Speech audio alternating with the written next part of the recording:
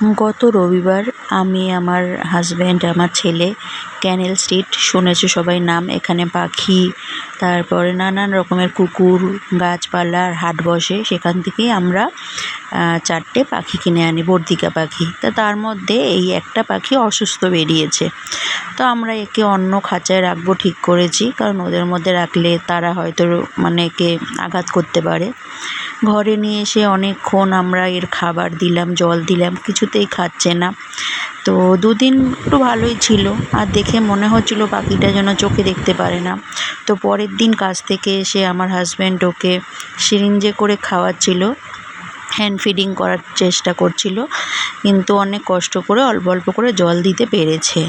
তো যাই হোক, এইভাবে ও 2-3 দিন থাকলো, কিন্তু আজ সকাল থেকে একেবারেই ও যেন খাওয়া দাওয়া ছেড়ে দিয়ে পাটা পুরো গা ছেড়ে দিয়েছে যাকে বলা হয়। একটা মানুষ যেরকম বিছনা সজ্জা যাকে বলা হয় সেইভাবে হয়ে গেলে যেরকম আবার নেতিয়ে পড়ে থাকে, পাখিটাও সেরকমই একদম নিস্তেজ হয়ে গেছে।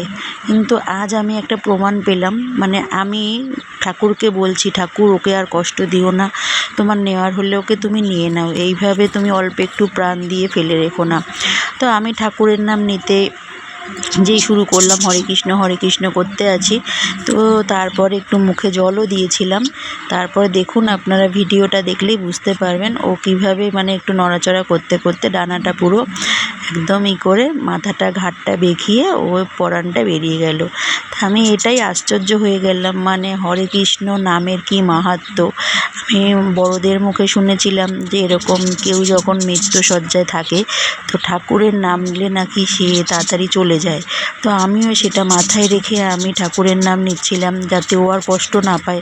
সকাল থেকে বেলা বাজে প্রায় 3টে, ও এরকম কষ্ট পাচ্ছিল। তো সত্যিই আমার খুব খারাপ লাগছে।